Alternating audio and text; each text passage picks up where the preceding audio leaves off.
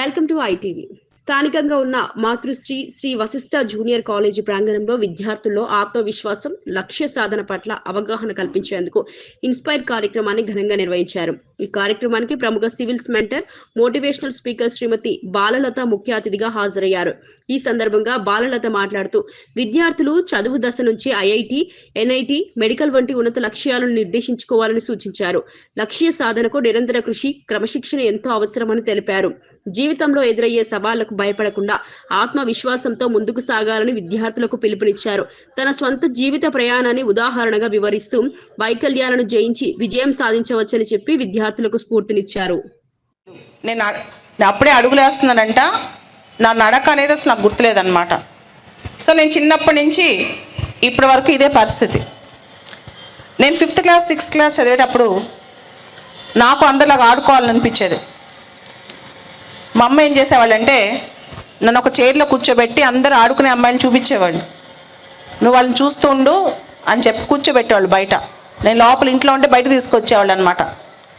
నాకు అప్పుడు మనసులో క్వశ్చన్ వచ్చేది, why god have created me like this?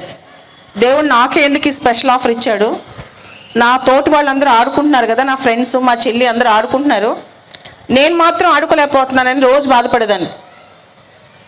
So proper education కూడా సరిగ్గా ఉండేది కాదు. ఎలా పాస్ అయ్యారో చెప్పండి అని.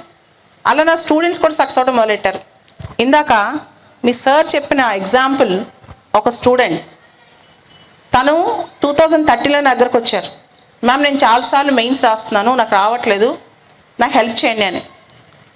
అప్పుడే నాకు ఒక చిన్న బాబు కూడా పుట్టున్నాడు.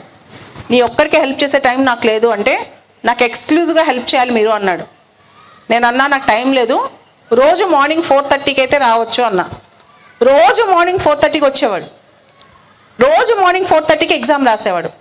అలా 365 days 365 ఎగ్జామ్స్ రాశాడు. నెక్స్ట్ ఇయర్ రిజల్ట్స్ వచ్చినాయి.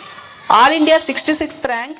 బ్లాక్స్ని నేమ్స్ ఇద్దాము అనుకున్న ప్రాసెస్లో ఆఫ్టర్ ఆక్సిజన్ నెక్స్ట్ ఓజోన్. ఈ ozone layer ultraviolet rays డైరెక్ట్గా మన ఎర్త్ మీద పడకుండా మనల్ని ఎలా అయితే కాపాడుతుందో, ఈ ఓజోన్ బ్లాక్లో ఉన్న స్టూడెంట్స్ కానీ, శ్రీ వశిష్ఠ స్టూడెంట్స్ కానీ, ప్రతి ఒక్కరూ ఒక ఓజోన్ లేయర్లా మీ